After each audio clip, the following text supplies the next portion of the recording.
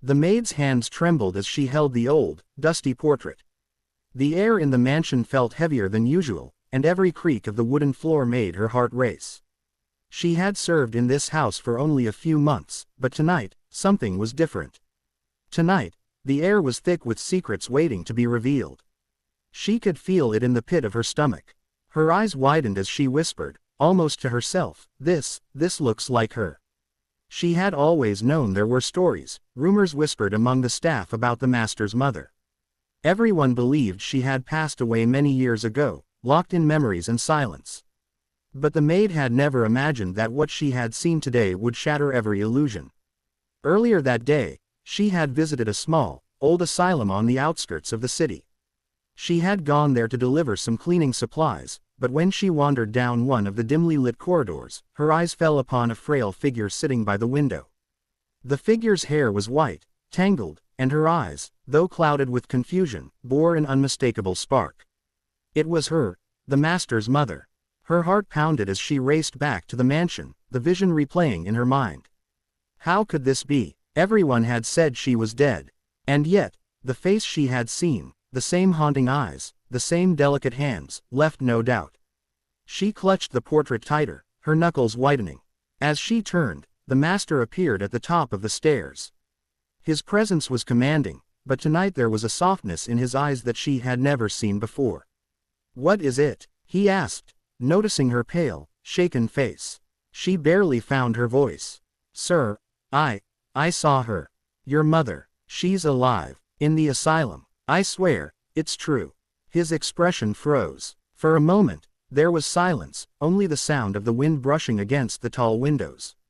Then, he took a step closer, his eyes fixed on the portrait she held. Where did you see her?" She described the asylum in detail.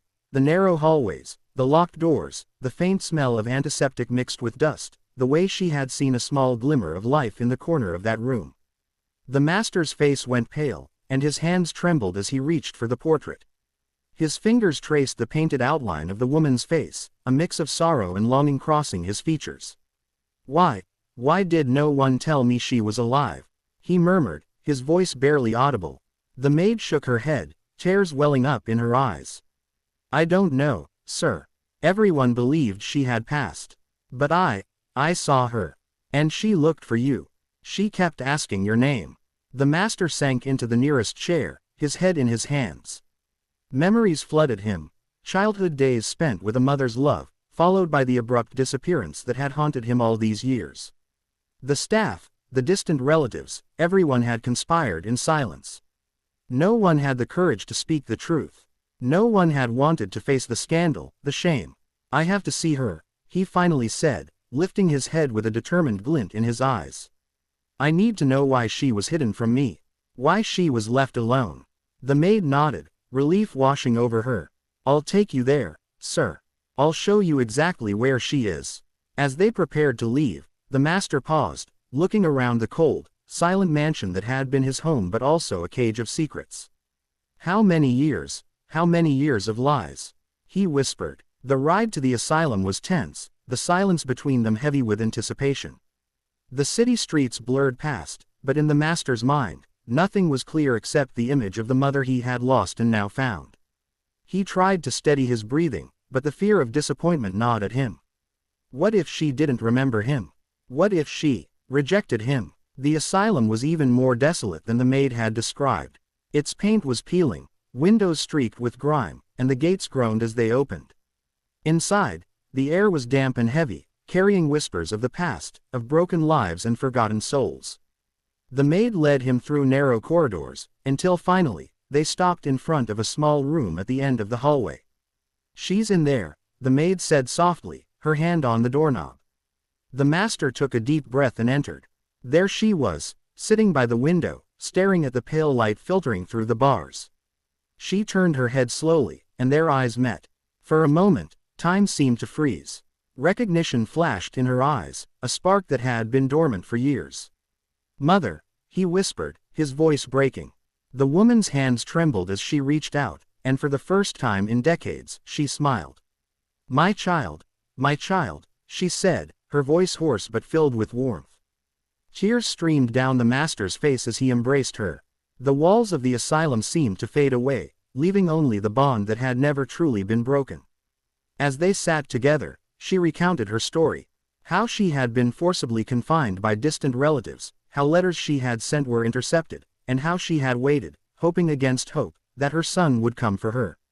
The master listened, anger and sorrow mingling in his heart. The years of separation had been cruel, but now, finally, they had each other. The maid watched quietly, a sense of satisfaction and relief washing over her. She had been the one to uncover the truth, to bridge the gap between mother and son. Her role in this drama had been small, yet crucial. Days turned into weeks, and the master worked tirelessly to bring his mother back to the mansion, to restore her health and dignity. He faced resistance from relatives, from legal systems, from people who wanted the past to remain buried. But nothing could stop him. He had been given a second chance, and he refused to waste it. The mansion, once cold and silent, slowly transformed. Laughter returned to the halls, the garden bloomed with renewed life, and the portrait that had caused such shock now sat proudly in the living room, a symbol of truth, reunion, and resilience.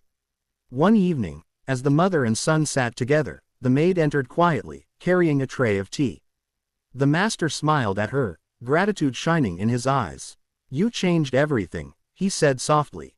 "If it weren't for you." The maid shook her head. "I only did what I knew was right," she replied. "But seeing you both together, it's enough for me." The mother reached out and held the maid's hand. "You are like family to me now," she said, her eyes glistening. "You brought me back to life in ways I never imagined." From that day on, the mansion was no longer a place of secrets. It was a home filled with love, understanding, and second chances. The master and his mother spent hours talking, laughing, and healing the wounds of the past. And the maid, ever loyal, continued her service, but now with a deeper purpose, protecting the family she had helped reunite. Word of the reunion spread slowly, but by then, it mattered little. The bond between mother and son was all that counted. They had learned that even in the darkest of lies, truth could shine through, and that courage, no matter how small, could change lives forever. And sometimes, late at night, when the mansion was quiet and the moonlight poured through the windows, the master would look at the portrait and smile, remembering the day his world had turned upside down, the day a maid dared to speak the truth, and the day he finally held his mother in his arms after so many years.